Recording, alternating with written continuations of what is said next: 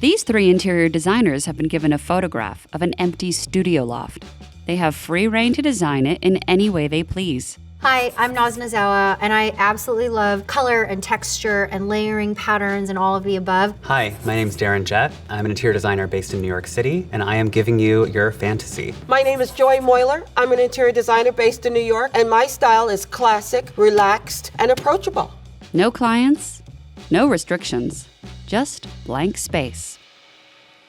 I see a loft here. I'm very excited about this project. I can already see that if this was on the market, and if I was looking and I had the money, I would buy it. What I'm seeing is a very iconic, sort of like downtown New York apartment, but I also see, by way of the layout, it's kind of a strange space. It's very, very long, which is not uncommon when it comes to city apartments, but all the light naturally comes from one side. I love the 10 ceiling. It's expected. It's an element that I would never ever eradicate in a loft space because it is truly New York.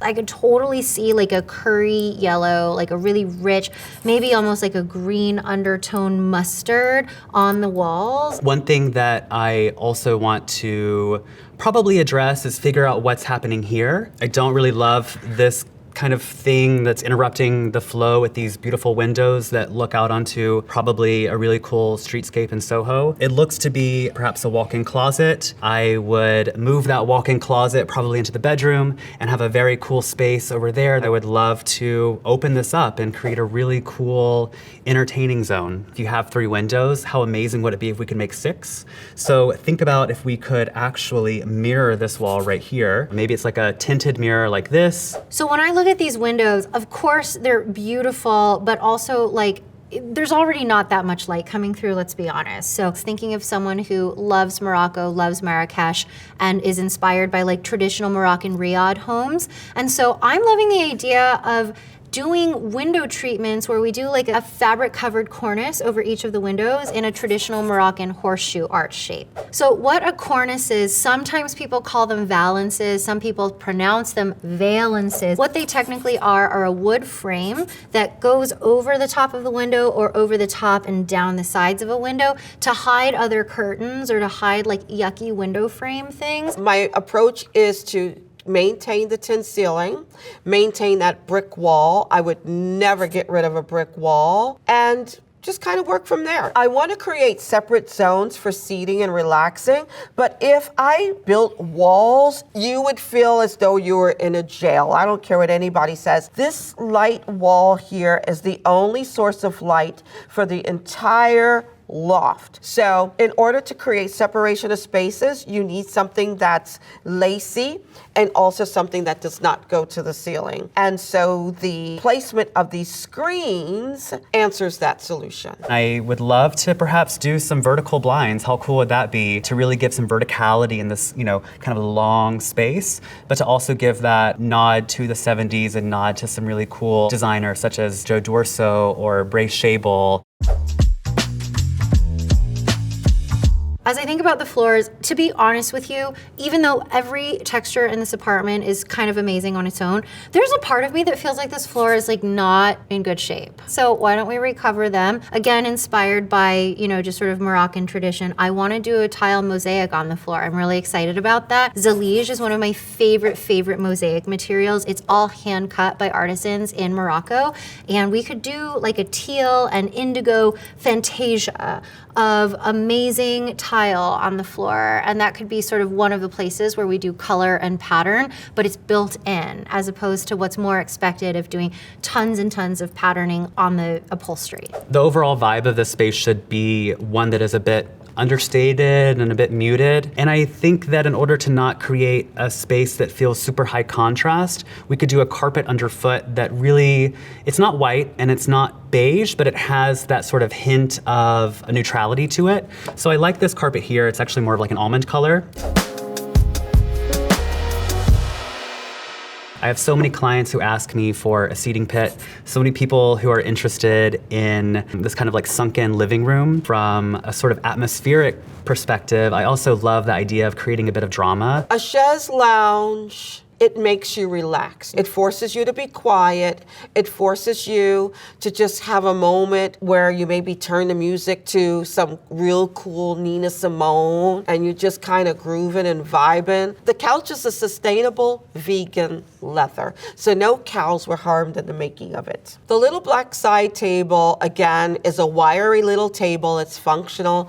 You can turn and you can sit your drink down, but it's also lacy again, and light is able to transmit through it. For this space, I really want to play with built-in seating. I have long been obsessed with built-in seating of all different forms. In Moroccan traditional homes, sadari, which is like built-in wraparound wall-to-wall seating, I love that so much. It just feels so relaxed. There's something so incredibly inviting. I love the idea of having the couch sort of start in this corner down here, and it's very big, right? There are different chunks where it almost acts like a built-in chaise, where you can put your feet all the way out, people can lounge, you could actually have nap spots, have that wrap all the way around, create some organic shapes by having things bulge out into the space. If we're going ahead and building out this plinth and we have the seating, and look, we have a ton of space, it's almost 20 feet, it would be fantastic to take, maybe 20 inches or so behind that and create a built-in planter that runs along the brick wall. If we have the seating in front of that, and again, maybe the seating is a sort of mohair that picks up on the color of the carpet underfoot. If we have that in front of the banquette, there's nothing that's more sexy than being within a sort of jungle and you have the plants that kind of extend over your head. The dining room table, I'm thinking we would do a custom execution to go along with the custom built-ins. It's translucent depending on where the light is coming from. That's the fun thing about like mirrored glass, is you can actually light it from underneath too. But we would do like a smoky brown glass top. That way it sort of plays off of the reflectivity that, the dining table is way back in the apartment. I want there to be more shiny reflective surfaces to be able to bounce light from the windows, which are so far away, into the rear of the apartment. A lot of people will start with an area rug, and that's a springboard for the textiles that are used. So it's definitely functional. It's functional the same way a tatami mat is functional in Japan, where a room in Japan is not judged by or measured by the square footage, it's judged by the tatami mats. So an area rug essentially does the same thing. It defines the space, it defines the square footage, and it's functional and decorative as well. I'm looking at a bunch of different fabrics that I love. Everything is very texturally rich and somewhere between neutral or sort of an earth-driven color. What's really standing out to me is this Dadar fabric. This one is so extraordinary. It's called Oz, and I love it. There's like glitter elements in between, and it actually in real life is like big stripes you can kind of see here. In a space like this where we can play with the scale and we can play with the levels, it would be interesting to explore sinking the dining area in that plinth that we're actually building up. So we're actually doing something with that plinth instead of it just existing for the sake of existing. Maybe we introduce a new materiality, maybe we do a sort of black leather in a sort of tufted pattern to provide a bit of texture and something sort of different and a bit of a contrast that would sink into that carpet on one side. The sideboard sort of melts into the wall and it becomes just this little sculptural element and doesn't take up too much space. The sideboard is truly functional to house books and games for game night and other sort of things that you don't want visible in the space. And then when it comes to the tables, I love a low coffee table, especially when it comes to sort of figuring out how do you define and delineate the living area part of the built-in from the dining table part. So in the living space, I'm thinking of using Kelly Wersler's tables, partly because they're very practical and they're made in a mix of travertine stone and wood. So having that mix of materials feels really natural and a little more casual, and different sizes. So some are larger, some are littler. Those armchairs are for comfort. I love a dark, rich armchair that's soft and approachable. Every piece of upholstery, I think, needs to have toss pillows. So if you fall asleep, you can bunch up when you're reading. It picks up the elements and the tonality that's in the area rug and ties these spaces together handsomely. Definitely want to, get rid of all the light fixtures here. We can do something cooler. I tell my clients all the time that I'm a lighting freak. You will have so many lamps when you deal with me. You will have so many sources of light, and they're all going to be on different switches, and everything's on a dimmer. In this space, beyond having the lights above, I would also have lights in the planters. I would have lights behind the sofa along the window wall. I'm going to add some blackout shades along these windows for movie night, because even if you want to watch a movie during the day, loft lighting is really imposing. One of the things that I'm obsessed with is Truing Studios lights. I have always aspired to use their glass links. They're so incredibly beautiful. And again, because they're shiny, but they're also translucent, it's a way of doing a lot of decorative light in a space this vast and this dark, frankly, without really like competing for attention with the natural light. I'm thinking of having some three-dimensional art placed along this wall, perhaps in a cluster just to add a center of interest. And I think over here at the sideboard, simply placing some framed art that's fanciful and colorful and fun. So I think one thing that I'm always trying to get clients to get on board with is the idea of mixing antiquity with modernity. We're clearly creating a space that is leaning heavily in the sort of 70s direction. And in order for it to not feel like a pastiche or to feel like a copy of a book that you've seen before, you have to interject it with the sort of opposite. And everything has to feel very organic, but there's a lot of thought behind it. What I would like to do here is to do something that brings in that idea of antiquity. Perhaps we do a plaster sculpture that is over the dining area. Maybe it's some kind of Greek plaster or marble, I don't know. On the wall, I absolutely love this piece. It is one of Wendy Chen's circuit boards. She is an incredible artist who plays with the idea of lines and the direction of line, and the medium in this particular case is rope and knots. She's based in San Francisco. She's so brilliant. I love her. I just love her brain. The other thing I really love about Wendy's art, especially in this space, is that it's textural. So there's a big piece of wood that holds the circuit boards together in a line, and then all of that richness that you see visually is actually made from very touchable rope. Maybe we do something that's much more of like an altar piece, something that's wooden, something that's definitely been around for a long time. I think that would be a very cool juxtaposition, providing a bit of tension between the modernity and something that is much more historical, and also has a bit of a narrative to it. I imagine the person who is occupying the space is going to be someone who loves art, they love entertaining, they love going out and maybe bringing their friends home for a nightcap, and they have a real penchant for architecture and historical elements such as tin ceilings and brick walls, and they appreciate those things, and they'd never in a million years think of tearing them down. I would call this final look relaxing, structured, and enjoyable. I think for me, the space is very cool because it feels like a space that I could easily inhabit. The level of modernity, the level of sophistication, the level of being casual, and also the tension between elements. You have the irreverence of a disco mirror table, but it has a tension with a plaster from, God knows when behind it. I love the idea that a space like this is just sort of like so multi-sensory and so enveloping that a creative person can come in and be both indulged by and inspired by and activated by all of the ways that their senses wake up in a space like this. I'm obsessed with this final design. Admittedly, I would move into this. I would probably take the corner seat every single day, so I'm thrilled.